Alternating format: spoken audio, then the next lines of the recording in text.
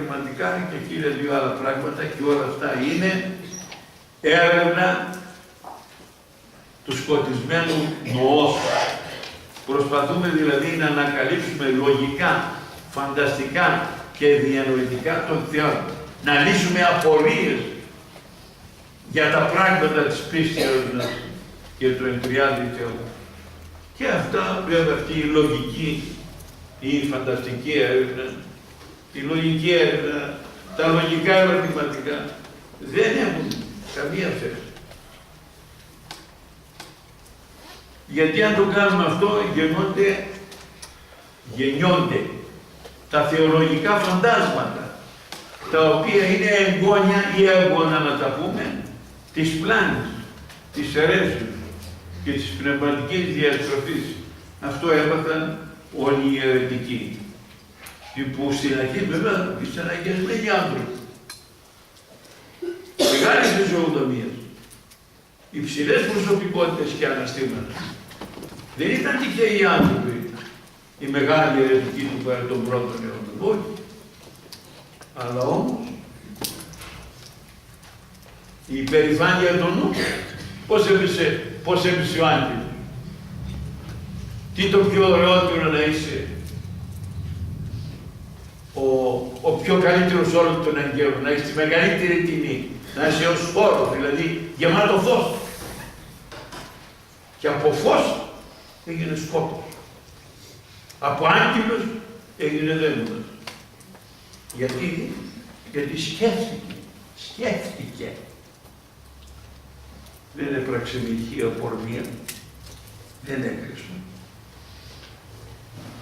Δεν σκότωσε. Σκέφτηκε. Τι είπε, καθίστο το θρόνο μου υπεράνω του ουρανού των ουρανών και έσωνε όλους τους ύψιστους. Τι. Και όμως από άγγελους έγινε διάβολος.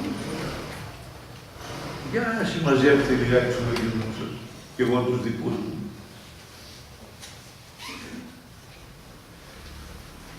Πολλές φορές με τις προσπάθειες του μυαλού μας να κατανοήσουμε τον Θεό, προσέξτε, δημιουργούμε έναν Θεό κατ' εικόνα και καθομοίωση δική μας.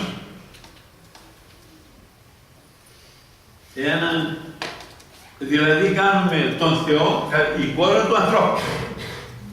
Αυτό έκανε και δουλειά. Πήραν έναν Θεό που να αγαπάει το κρασί, να αγαπάει το γλέντι και τα μεθύσια. Και τον νόμισαν διόντους. Και τον καθένα ανάλογα με τα πάθη μας το προσωποποιήσαμε. Τον Θεό τον κάναμε άνθρωπο. Το ίδιο κάνουμε και τώρα. Η αλήθεια όμως είναι ότι ο άνθρωπος είναι πλασμένος κατ' εικόνα και καθομοίωση Θεού και όχι το αντίστοιχο. Επομένως ο Θεός δεν ανακαλύπτεται, δεν κατασκευάζεται με το μυαλό. Ο Θεός αποκαλύπτεται στην καθαρή καρδιά. Όταν έχουμε καθαρή καρδιά, έχουμε και αποκαλύψει. Όταν προσπαθούμε να φτιάξουμε έναν Θεό, πάντοτε το φτιάχνουμε στα δικά μας τα μέτρα.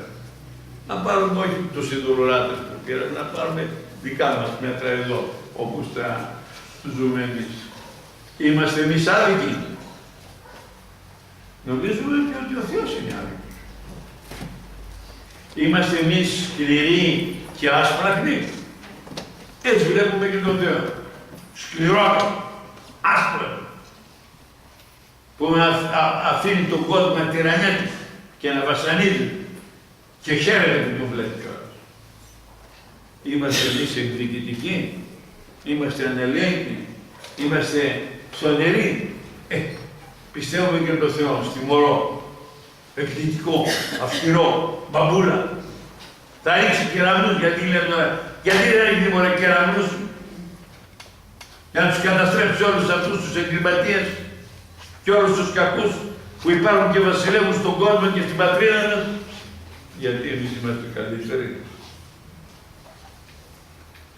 Είμαστε καλύτεροι εμείς.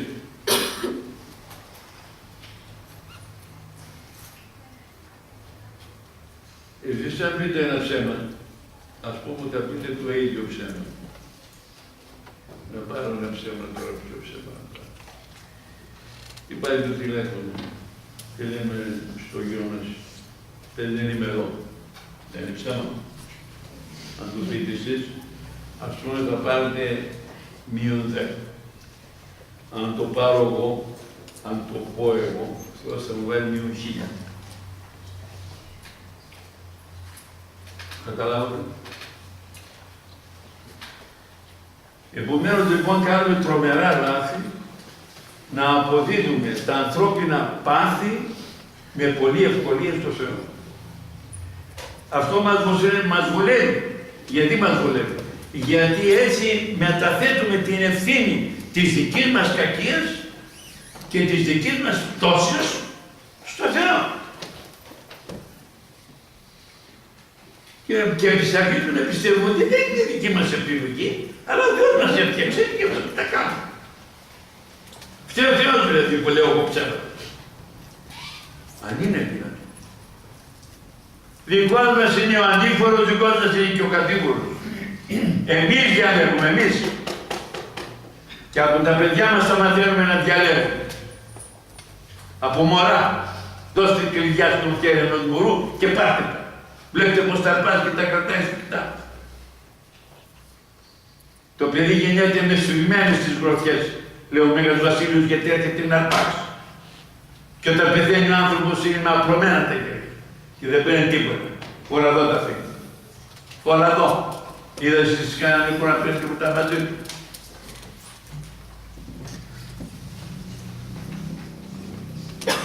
Ο Θεός λοιπόν ως ελεύθερος κάνει τον άνθρωπο κατ' εικόνα και καθομοίωση του ελεύθερο. Και μάλιστα βλέπουμε να σέβεται ακόμα και την ελευθερία των δαιμόνων. Δεν σέβεται λοιπόν και τη δική μας ελευθερία. Μεταξύ καλού και κακού. Μεταξύ δικαιοσύνης και αδικίας. Μεταξύ ψεύδους και αληθείας. Εμείς διαλέγουμε. Ο Θεός λοιπόν ουδέποτε ανακαλύπτεται με λογικές απόπειρες, το επαναλαμβάνουμε αυτό, ούτε με τις γνώσεις του μυαλού, ούτε με τις επιστήμες, όσο και αν είναι προηγμένη η επιστήμη. Όσο προηγμένη. Λέει, ένα σπίτι κατασκευάζεται υπότινος, λέει ο Απόστολος Παύλος. Κάποιος που κατασκεύασε. Ο δε τα πάντα κατασκευάσας Θεός, σωστό φτιάξει κάποιος. Ή κάποια ένα εργοστάσιο. Και πήρε, το εργοστάσιο αυτό πήρε πρώτες ύλες και έφτασε στη γη, στον αέρα. Τα ποιος θα έφερε. Η έκρηξη του σύμπαντος, ποιος την προκάλεσε. Τι ήταν μια έκρηξη του σύμπαντος. Τι δεν άνοιξε το σύμπαντο. Το φως του Θεού. Τι δεν άνοιξε το σύμπαντο και άσκασε. Κάθε αιτία έχει το αιτιατόν. Και για κάθε αιτία υπάρχει κάτι κρύβεται πίσω. Ο Θεός λοιπόν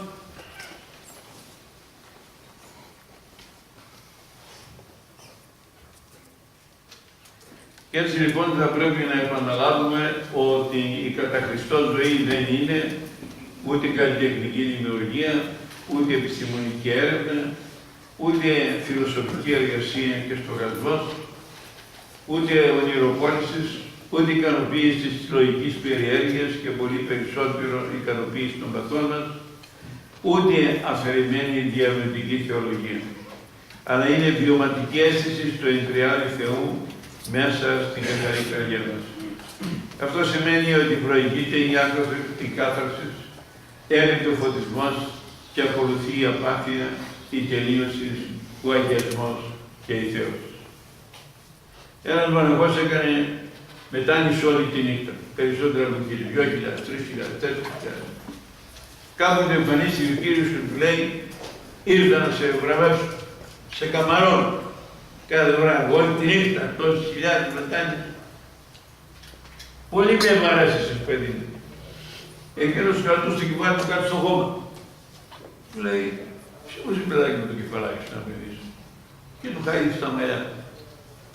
η τιμία. Ο Ασχηνής δεν γύρισε να τον κοιτάξει ούτε και τότε. Του λέει, γιατί δεν με κοιτάς? Δεν θέλω να σε δω εδώ. Θέλω να σε δω στην άλλη ζωή. Εκεί που θα είναι για πάντα. Και τότε έσκασε ο διάβολος. Γιατί αυτός ήταν και έφυγε αφήνοντας πίσω του Θησοσμία. Και βγήκε ο διάβολος, του γάδεψε και το κεφάλι. Λοιπόν, άλλος πόλεμος του διαβόλου είναι με τις θλίψεις και τους πειρασμούς. Και τι είναι να αντιμετωπίζει τώρα, είμαστε όλοι μας, έτσι. Πρώτος εγώ, έχεις εσείς όλοι μας. Δεν εξαιρείται κανένας εδώ. Αντιμετωπίζουμε λοιπόν κάθε μέρα στεναχώριες, θλίψεις, βάσανα, πειρασμούς, κινδύνους, αρρώστιες. Ο πόνος είναι ο μόνιμος σύντροφος της ζωής μας. Ποιος δεν έχει πόνο? Κάθε πόρτα το καρφί της, λέει ο λαός. Κάθε σπίτι τον πόνο. Κάθε ανθρώπινη καρδιά τον πόνο της. Ποιος δεν πονάει σήμερα? Και σωματικά, και ψυχικά, και ηθικά. Και ο ανέστητος πονάει. Και είναι τόσα τα προβλήματα γύρω μας, αλλά και τόσα μέσα μας. Και στις οικογένειές μας, στα παιδιά μας, στα εγγόνια μας, στα αδέρφια μας, στους συγγενείς μας, στους φίλους, στους αδερφούς, στους γείτονες, σε όλο τον κόσμο. Σαφής εντύπωση στο Κυρίο. Εν τον κόσμο τούτο θλίψη έξω. Αλλά θα αρσείτε, εγώ νίκηκα τον κόσμο. Δηλαδή μαζί μου θα νικήσετε και τις θλίψεις και τον πόνο και τα βάσανα. Μαζί μου. Εννοούσε ότι ο πόλεμος και ο διωγμός που θα προκληθεί για τον Χριστό και το Ευαγγέλιο του εναντίον μας ασφαλώς θα προκληθεί και από τον διάβολο. Να θυμηθούμε τον πολύαθλο Ιώβ. Αυτός ήταν ευσεβής, δίκαιος άνθρωπος. Ήταν στα πάντα τέλειος ως άνθρωπος. Και όπως βλέπουμε τον διάβολο να του δίνει εξουσία ο Θεός. Και του λέει να του σκούτα στα παιδιά του. Του πήγε 10 παιδιά. Μέσα σε μια στιγμή, εμείς δεν δικόμαστε την αρρώστια ενός παιδιού, όχι το θάνατο. Όχι, μιλάω για ένα, μιλάω για 10. Χωριστά τα όλα τα.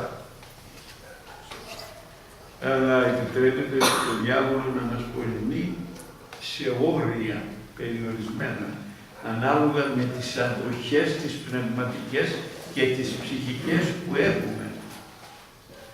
Μας πολεμεί ο διάβολος με αρρώστιες που τις προκαλεί ο διάβολος, με αναπηρίες και ατυχήματα που τα προκαλεί ο διάβολος. Αυτά δεν γίνονται μόνο στους αμαρτωλούς, γίνονται και στους δικαίους. Και αναφέρομαι τον Ιώβ αλλά και πολλούς άλλους. Δεν ξέρω έναν άνθρωπο εκεί, για μια ψυχούλα. Χαρήθεια δηλαδή, αν δεν με πατάει η μνήμη εκεί. Πώς έχει ρίξει η καλή, πόσους ώμους έβγαζε στο σώμα. Μέχρι την τελευταία φορά που είχαμε πάει μαζί με την πρεσβυτέρα, 29 ήταν τον αριθμό. Και ήταν τελείως ακίνητη στο κρεβάτι.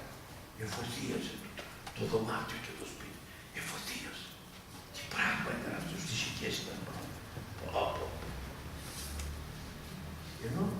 Ενώ στην πραγματικότητα έπρεπε να προβάει. Το στόμα της, τι ήταν και το στόμα. Τι ευλογία Θεού έμεινε από εκεί το στόμα. Παράρτη και εκεί.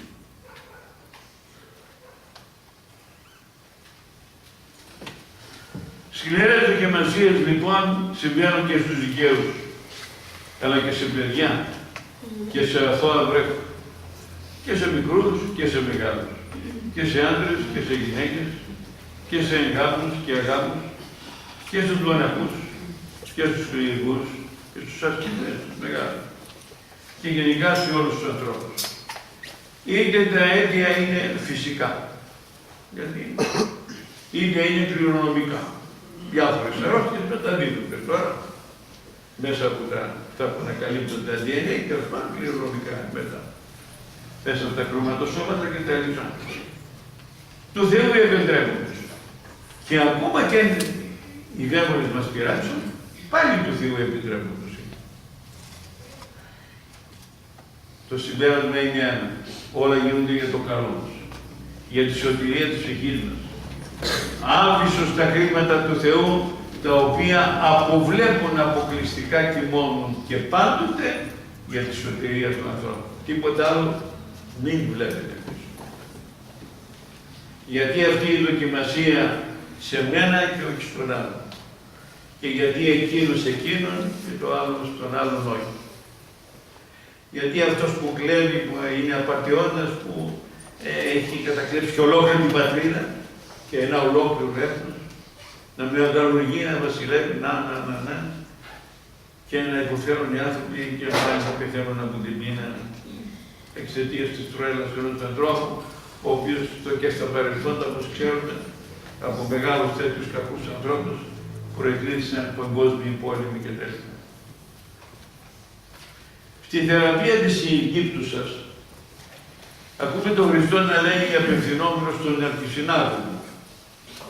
Ταύτην δε θυγατέρα Αβραάμουσαν, ή έδισε ο Σατανάς ιδού 10 και 8 έτη, ουκ διηγηθήνει από το δεσμό τούτου την ημέρα του Σαββάτου, δηλαδή αυτή την οποία έδεσε, την έδωσε ο διάβολος με αυτή την αρρώστια, ο διάβολος την έδωσε. 18 ολόκληρα χρόνια. Αυτή τη γυναίκα δεν πρέπει να τη θεραπεύσουμε επειδή είναι ημέρα του Σαββάτου. Εκείνο που μας ενδιαφέρει εδώ είναι οι φρέσεις «είναι έδεσε ο Σατανάς» έτη 10 και 8, που σημαίνει αποκλειστικά ότι η αρρώστια προήλθε από την ενέργεια του διαβόλου.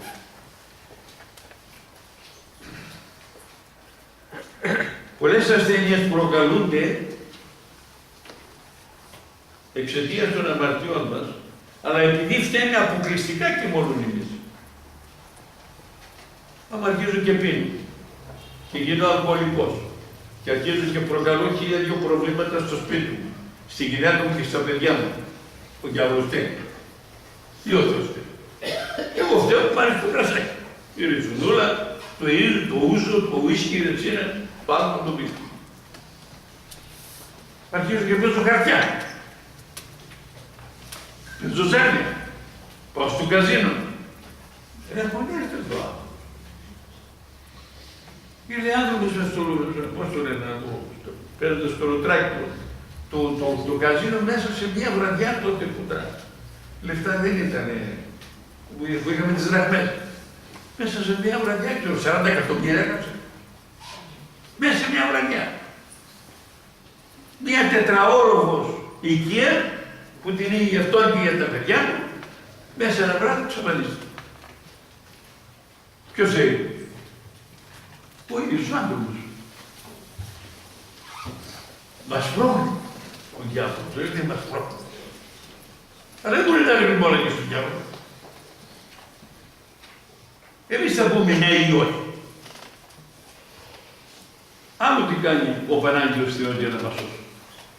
Άλλο ότι οφείλονται στη διάκριτη, βέβαια πολλές από τις ασθένειες, στη διάκριτη ραδιενέργεια, σε όλη την υγεία, τις πυρηνικές δοκιμές και περιοδικά όλα.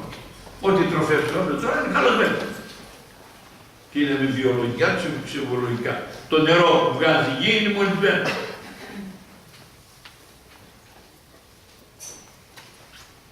Οι τροφές στις οποίες τρέφεται σήμερα ο άνθρωπος δεν είναι μόνο βοηθισμένες από τη ραδιενέργεια, αλλά είναι εμβολιασμένες από αντιβιωτικά και ορμόνες. Αποτέλεσμα λοιπόν αυτών των καταστάσεων είναι οι άνθρωποι να αρρωσταίνουν κατά εκατομμύρια και να προκαλούν και χιλιάδες τερατογενήσεις, όχι μόνο αυτό, αλλά και κακοί.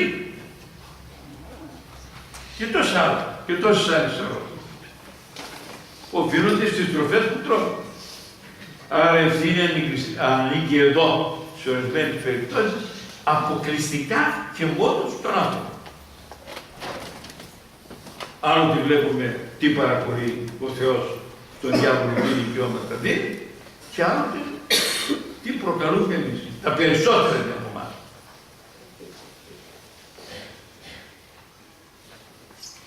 Παρά την παραχώρηση του Αγίου Θεού, ο Θεός δεν καταργεί την ελευθερία του ανθρώπου και δεν επεμβαίνει στις επιλογές του. Κάνει μόνο τι? Φωτίζει έναν διπλανό μου, έναν άνθρωπο τέλος πάντων, ίδια φωτεινή σκέψη που θα μου στείλει, για να με σταματήσει από το κακό. Από εκεί και ύστερα την απόφαση την παίρνουν μόνος.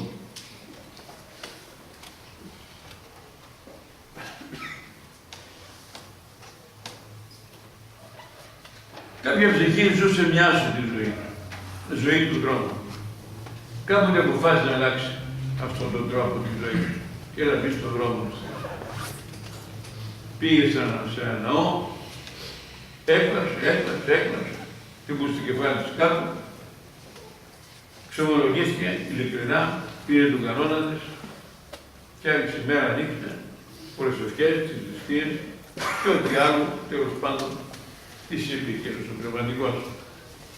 Αγωνιζόταν να έκανε τα μαξιλάρια και τις κουβέρτες κάθε βράδυ για να μην ακούει τις φωνές μέσα στο μυαλό τους, αλλά και τις φωνές που άκουγε στα αυτιά του. Καθόταν μέρα στο σπίτι για να μην βλέπει ανθρώπους. Μην τυχόν και δει γνωστούς από εκείνους που τα μπορούσαν να την ξαναπαρασύρουν στον δρόμο της αμαρτίας. Και έτσι έμενε. Μια νύχτα λοιπόν την ώρα που έπαιξε να κοιμηθεί, παρουσιάζεται ο δαίμονας σαν ένας φοβερός τράγος, με τα μάτια πεταγμένα, ολοκόκκινα, να βγάζουν φλόγες και μια γλώσσα κρεμασμένη απ' έξω. Τρόμαξε καημένη, βουβάστηκε.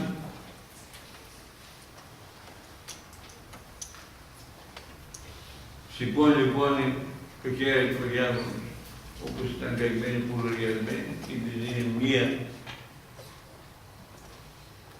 στην κοιλιά επάνω και της λέει αυτό το πράγμα του λέει, θα γίνει καρκίνος αν δεν την αναγυρίσει κοντά μου.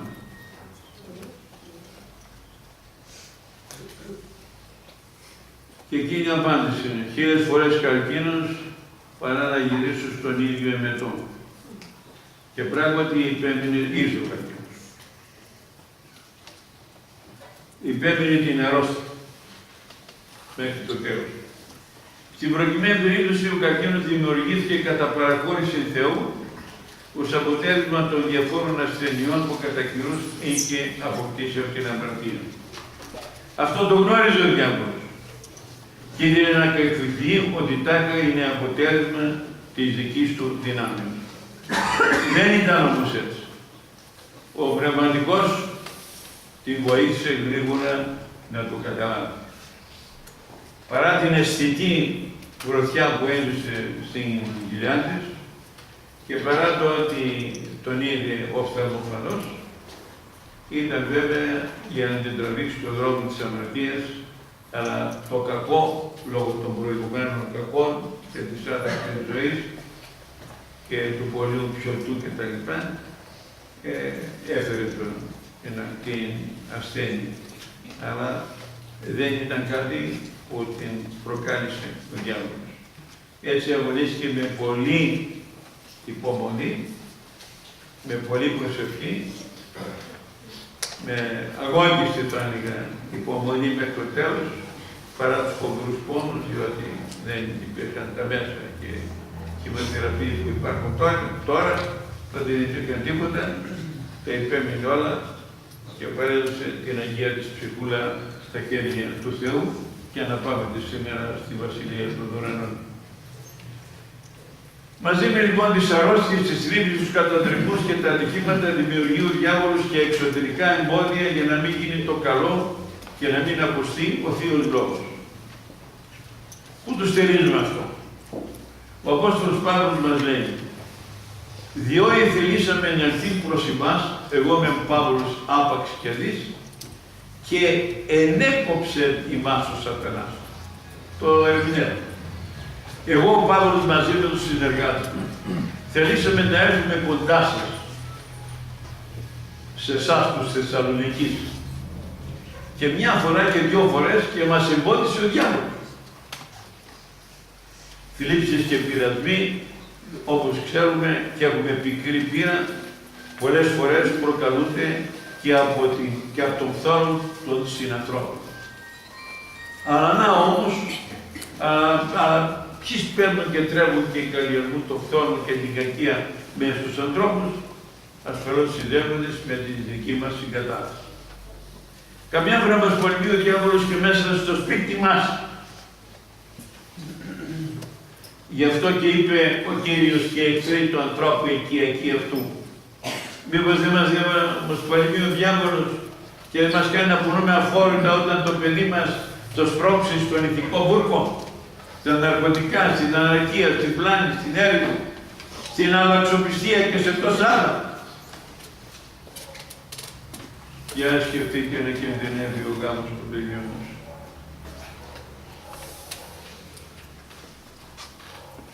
Έβδομος τρόπος του διαβόλου, όλα αυτά ήταν κατά αριθμητική σειρά, δεν σας τα ανέφερα με τον αριθμό.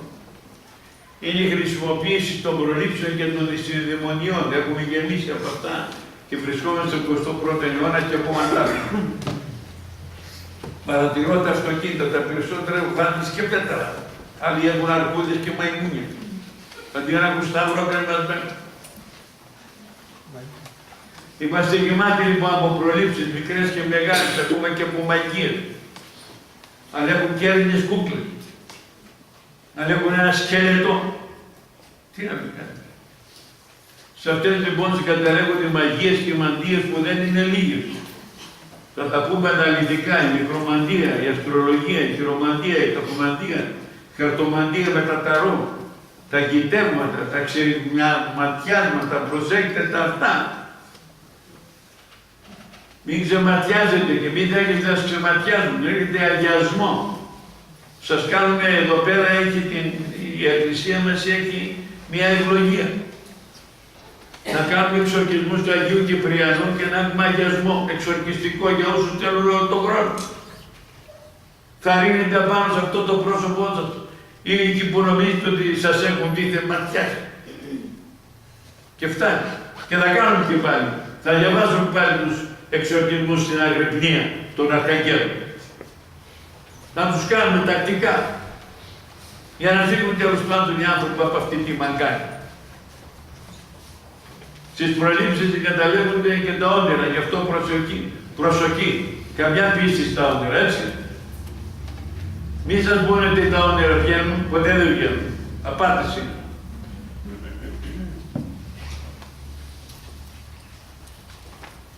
Ούτε η τύχη υπάρχει. Και η τύχη στις προλήψεις υπάρχει. Η πίστη στα όνειρά μας κάνει ονειροκρίτης. Ένας άλλος τρόπος του πολέμου του διαβόλου, γιατί βλέπουμε πέρασε η ώρα και να μην κυνηγάτε, είναι ότι μας οθούν σε μικρές αβαρίες, οι υποχωρήσεις. Θέλει διάλογος παντού, αν δοκιμάσει θα μας δείξει ένα μεγάλο κακό, εμείς το παρνίζουμε οπωσδήποτε. Αν μας πούνε οι δαίμονες, αυτό μας πήρε, σκότωσέ το, ποιος μας σκοτώνει. Όμως ευχαρίστως θα το βρίσκουν από μέσα μας. Ευχαρίστως θα τους συκοφαντήσουν. Έτσι για να ευχαρίστως θα τον διαβολωστούν. Θα τον καταριστούμε, θα τον αναθεματίσουμε. Ή μπορούμε να τον πούμε ευγενικά. Αυτό θεόνατο. Ευγενικά. Και αυτό είναι αναθεματισμό. Ή να το μοντζώσουμε. Αμάς αυτοκίνητα τι γίνεται με τη μούτσα. Κάνουμε επίσης με ευχαρίστηση μικρές υποχωρήσεις στην νηστεία, στην προσευχή, στην εγκράτεια και στα μικρά ψεματάκια, τα κατασυντήρια. Άλλους σε νηστείες και προσευχές και εγκράτης και τα λοιπά, τι ευλογία δίδει ο πνευματικός και άλλο τις συγκαταθέσεις κάνουμε μόνοι μας εμείς. Πιστεύουμε λοιπόν ότι μας εντάξει με τη συνείδησή μας γιατί δεν κάνουμε ένα μεγάλο κακό. Από τα πολύ μικρά μας εισάγει ο διάβολος στα μεγάλα. Από μικρό πτώσεις αργότερα μας οδηγεί στις βαριές. Και μας λέει κάτι άλλο. Δοκίμασέ το μια φορά καημένε, πήγε να πας. Και μην το ξανακάνεις. Μια φορά. Έχα και ο κόσμος, μια φορά το δοκιμάζεις. Ή το άλλο μας λένε, έλα καημένε τώρα, δεν μας κάνετε. Θα γιάσεις. Άλλος τρόπος πολέμου είναι να πιστεύουμε, αλλά επίσης μας να είναι βολικοί στις αδυναμίες μας. Κομμένοι και γραμμένοι στα μέτρα μας, το που λέμε κάνουμε τον Θεό κατοικούνα δική μας. Έτσι διαμορφώνουμε την πίστη μας ώστε να έχουμε και λίγη πίστη και λίγη απιστία. Και τα δύο καλά. Λίγη λατρεία στο Θεό και πολύ στο μαμονά. Εκκλησία, εκκλησία, αλλά το συμφέρον, το συμφέρον. Εντάξει, θα πάμε το πει στην εκκλησία. Πάνω απ' όλα το συμφέρον. Είναι αυτό που ακούω από μικρός. Με το σταυρό στο χέρι δεν αγιάζει. Και όπως εγώ είδα ανθρώπους, πάρα πολλούς, με το σταυρό και αγίασε. Και με το σταυρό και δεν έμεναν κυριστικοί. Δεν έμεναν. Ούτε μια μέρα. Λοιπόν, πιστεύει κάποιος. Εγώ δεν πιστεύω στον Θεό. Αλλά πάνω απ' όλα τύχη. Καλός ο Θεός, αλλά πάνω απ' όλα τύχη. Ναι. Πού να μιλήσει για θάνατο. Σε εξομολόγηση, τους εξομολόγησης πρέπει να έχουν τραπέζι, ξύλο. Και λέει ξύλο, είπα ξύλο, πάτερ, να μιλάς για θάνατο και που λέει είπα ξύλο. Τι να μας πεις αυτό. Μας πείτε ο διάβολος να θέλουμε πίστη που να μην κοστίζει πολύ, να μην χρειάζεται θυσίες, να μην μας λένε πολλά πρέπει. Μου το λέει τέλος. Λίγη αγάπη λέει, τι λίγη ποδιά, δεν χρειάζεται τώρα. Λίγη αλήθεια, αλλά και από την άλλη μεριά και το ψέμα είναι απαραίτητο. Λίγη δικαιοσύνη και αρκετή αδικία. Όμως αυτός ο τρόπος της ζωής του νεοέλληνος χριστιανού είναι τρόπος βιώσεως μιας νοθευμένης πίστης. Είναι ο χριστιανισμός των εκπτώσεων, που δημιουργεί χλιαρούς, ραθήμους και νερόβραστους χριστιανούς. Όμως είναι φοβερός ο λόγος του Κυρίου που λέει ότι χλιαρός είσαι χλιαρός, μένωσε μέσα εκ του στόματος, πρόκειται να σε κάνω μετό, σε αποβάλλω. Και τελειώνω με την κυρία Ηλιοκάστη. Ξέρετε, δεν ξέρετε. Προχτές ήρθε και σας χαιρετούσε εδώ. Ευσεβής και ενάρετη με την ιστία της, την προσευχή της, την κρυφή της ελεημοσύνη. Όλα στο ταμείο. Και ο Θεός σου βλέπουν εν το κρυπτό, αποδίδει εν το φανερό. Δηλαδή εν υπερακρίσεως. Είχε συνήθεια κάπου να επισκέπτεται την αδελφή της, την πρώτη αυτή, η οποία έμεινε με το γιο της και με την ύφη της και είχαν και δύο παιδιά. Έτσι λοιπόν πήγε κάπου να τους επισκεφτεί. Και επειδή ήταν μακριά, θα έμεινε κοντά τους 2-3 μέρες και κατόπιν θα ξαναγυρίσει στο δικό της σπίτι, δηλαδή μια πόλη στην άλλη. Δυστυχώς ο νηψιός της, δηλαδή ο παντρεμένος γιος της αδελφής τους, είχε μια φοβερή συνήθεια. Έβριζε. Και έβριζε τα θύματα. Και όχι μόνο αυτό, αλλά και διαβολέστηκε με μεγάλη ευκολία. Κατά τέτοιο τρόπο, ο Ηλιοκάστη απορούσε καλή και έλεγε «Μα τι γίνεται εδώ, τι άνθρωποι είναι αυτοί, βαπτισμένοι χριστιανοί και συνέχεια βρίζουν από το πρωί μέχρι το βράδυ». Άκουσε εδώ, έλεγε η καημένη συνάδελφή της, αν συνεχιστεί αυτή η κατάσταση με τον ανεψιό μου, το γιο σου δηλαδή, δεν θα ξανά. Συγχώρεσε με, εγώ δεν είμαι συνηθισμένη, το πρωί μέχρι το βράδυ να βρει. Για το τίποτα επικαλούνται το διάβολο μέσα στο σπίτι. Τι θα γίνουν τα παιδιά μου, με τι έρχεσαι θα μεγαλώσουν. Και το τέλος του δικού σου ποιο θα είναι. Εσύ πώς θα μπορείς να το αποδείξεις. Πώς μπορείς να κάνεις προσευχή. Τολμάς και μια φορά θυμιατίζεις.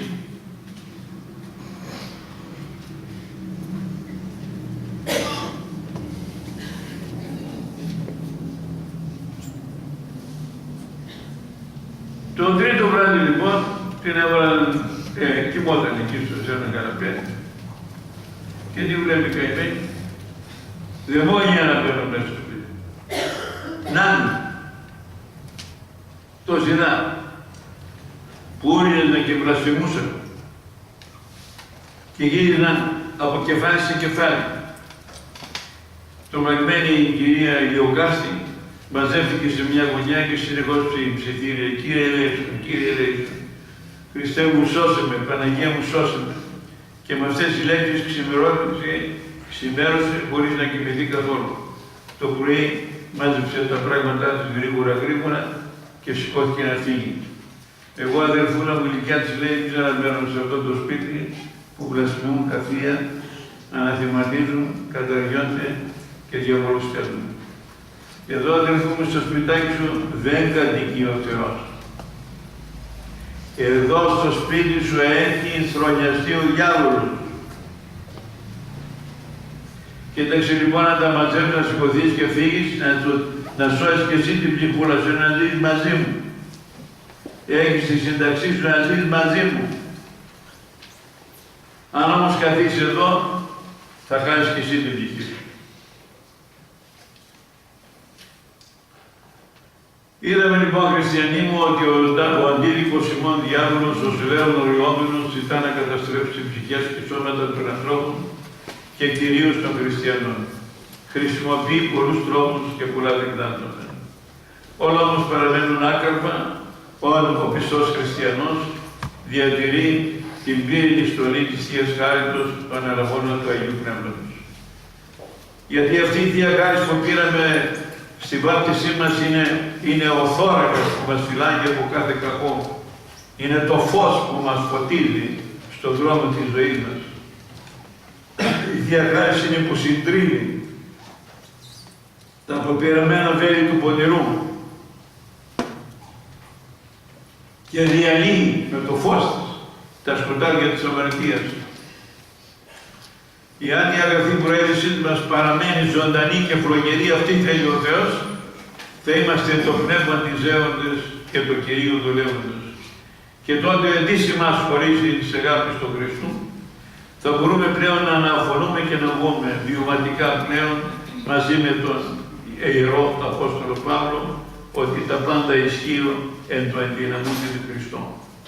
Εάν λοιπόν από αυτά τα οποία είπαμε μέσα σχεδόν στη μια μισή ώρα κατά την οποία μιλάμε, και συγχωρέστε με για την πολυλογία, αλλά ήθελα να τελειώσω και να ολοκληρώσω αυτό το θέμα.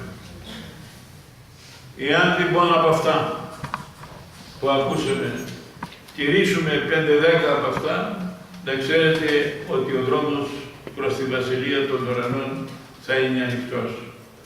Ο Κύριος είναι φιλέσπονος, αγαθός, είναι σπλάχνα υπερμών, είναι παντελεήμων, πολυέλιος είναι ο Κύριος μας και μας περιμένει όλους.